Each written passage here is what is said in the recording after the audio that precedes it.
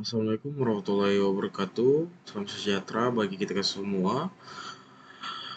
Perkenalkan, nama saya Abdullah Kiai Madi Mapatundru dengan NIM akhir 42. Di sini saya akan mempresentasikan tugas pemetaan non-konvensional yaitu data geospasial. Apa sih itu data geospasial? Data geospasial itu istilah yang mengacu pada karakteristik objek terkait lokasi atau posisi geografis suatu objek di permukaan bumi. Geospasial dapat dinyatakan dalam berbagai format, termasuk koordinat, latitude dan longitude, elevasi atau bahkan referensi terhadap landmark atau fitur lainnya di permukaan bumi. Aspek keilmuan ini merupakan bagian integral untuk bidang bisnis, pemerintahan hingga lingkungan maupun pertambangan. Apa itu data geospasial?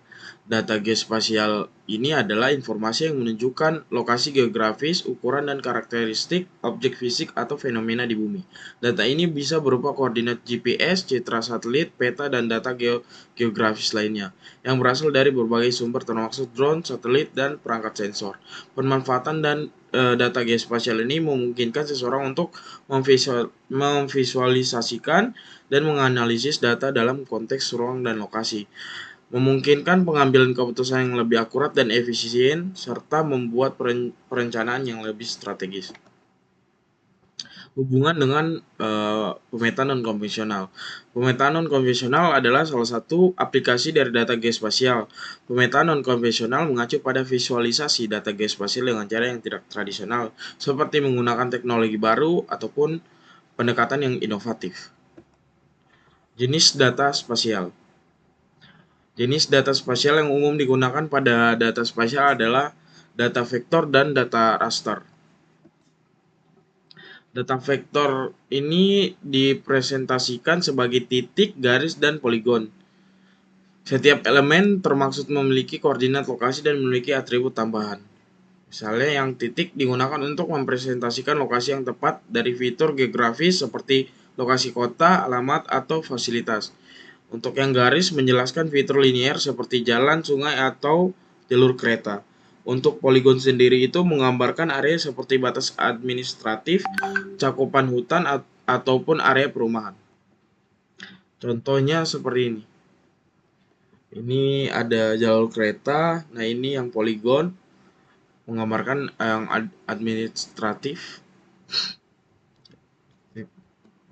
Nah, kemudian yang data raster, data ini merupakan yang digambarkan dengan struktur grid, yang mana struktur tersebut mempresentasikan suatu nilai atau informasi terkait suatu objek. Informasi yang dihasilkan dari data raster biasanya berupa ketinggian, pegunungan lahan, atau variabel lain. Contohnya seperti gambar berikut. Nah, data lain selain vektor dan raster tadi itu ada LIDAR.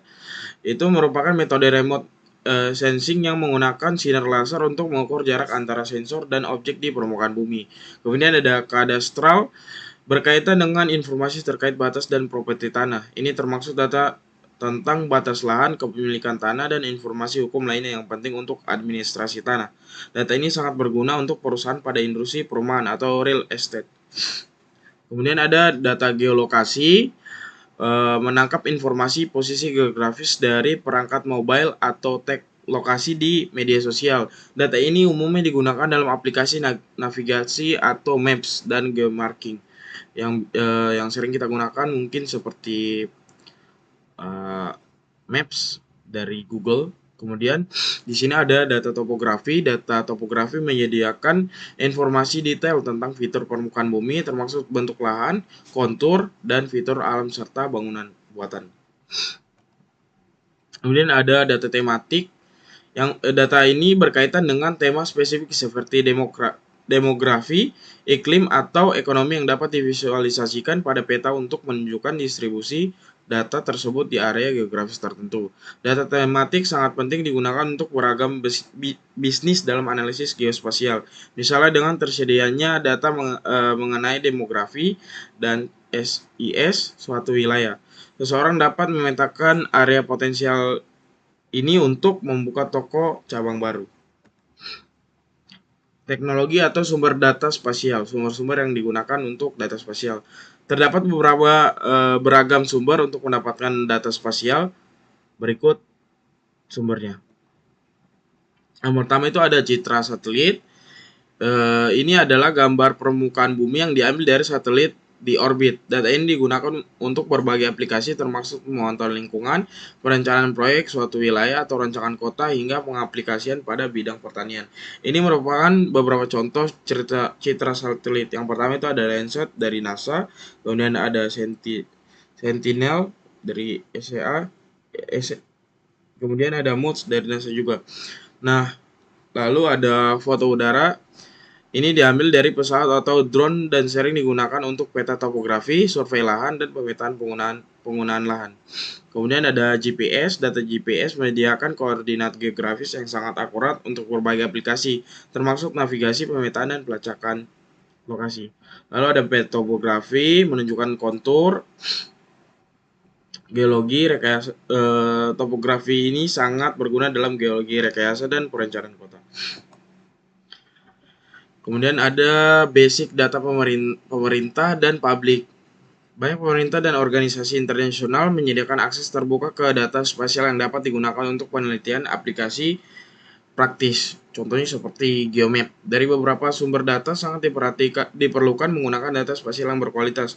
Komponen utama dari kualitas data spasial mencakup ketepatan posisi, baik horizontal maupun vertikal, akurasi temporal, atau data yang didapat up to date, kesesuaian atribut, misal dalam pelabelan fitur atau klasifikasi.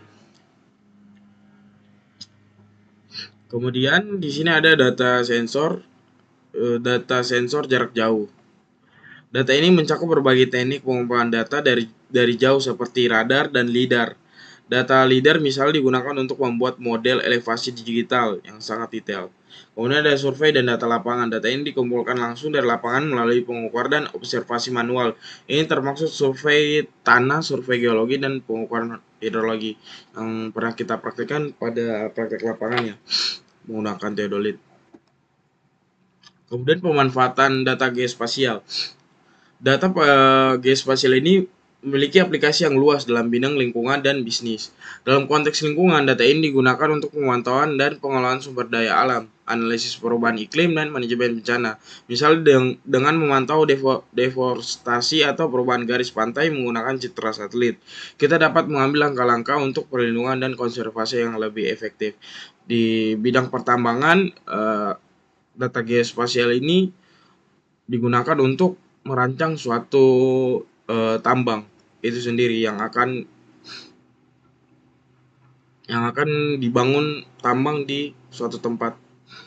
Dalam dunia bisnis, data geospasial membantu beragam industri seperti kuliner, logistik, real estate, dan retail. Perusahaan dapat mengoptimalkan rute pengiriman, menentukan lokasi toko berdasarkan analisis demografis area tertentu, dan bahkan melakukan analisis pasar untuk ekspansi bisnis. Nah, sekian ini daftar pustaka yang saya ambil. Sekian dari saya, kurang lebihnya mohon maaf. Assalamualaikum warahmatullahi wabarakatuh.